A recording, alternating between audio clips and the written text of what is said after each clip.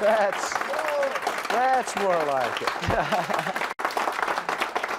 Well, to show you that magic can also be educational as well as fun, I want to give you a little piece of historical trivia. You may not have known this, but in World War II, they actually used to use playing cards as a means of identifying secret agents.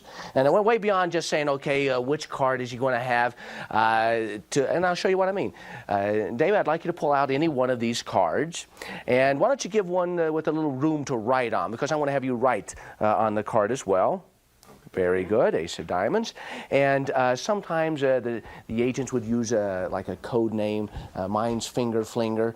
You may want to come up with a little code name for yourself and write it all the way across the face of that card. Now sometimes it would be a launch code, sometimes it would be a combination, some sort of secret information would be big red. There you go.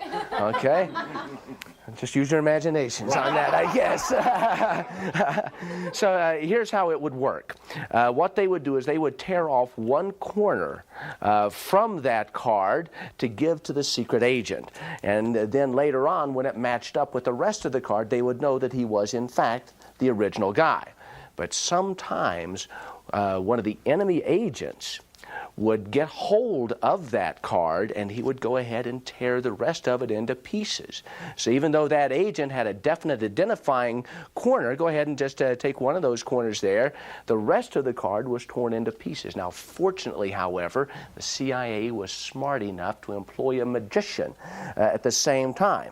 That way, if the worst case should happen, there would be an out. So what they would do is they would take a little bit of magic dust, just like this, sprinkle it over the card, and even in the worst case situation, the card would restore itself back to its original condition so that Agent Big Red could come in for proof positive identification. Let's make sure you're who you seem to be.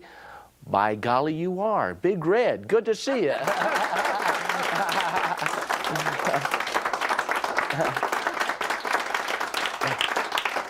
But that's interesting how it's always interesting to me when cards are used in non-magical ways like that. For example, as a means of identification for secret agents. I'll give you another example of how cards can be used in a non-traditional way. Anyone that you'd like. Oh, not that. No, I'm just kidding. There you go. Show that to everybody.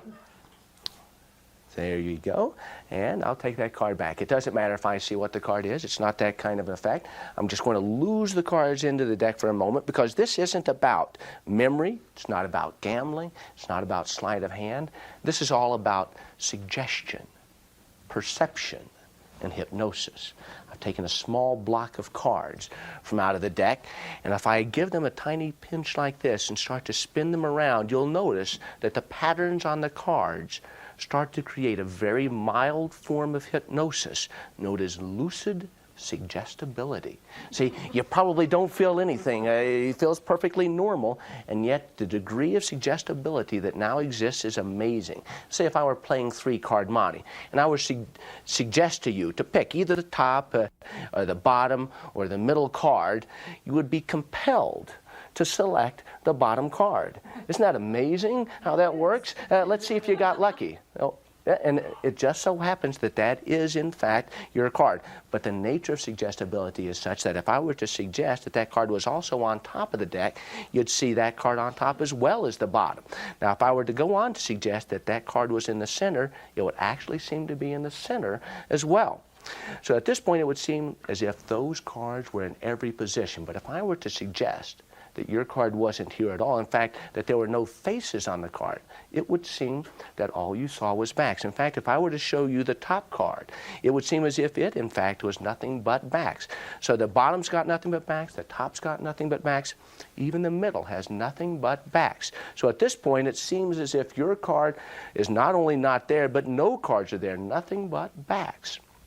But if I were to suggest that the faces were back, you would in fact see that all the faces were back except that your card wasn't there. But if I were to snap my fingers, you would come out of your trance and you wouldn't remember anything that just happened. In fact, you would seem to believe that we were right back where we began.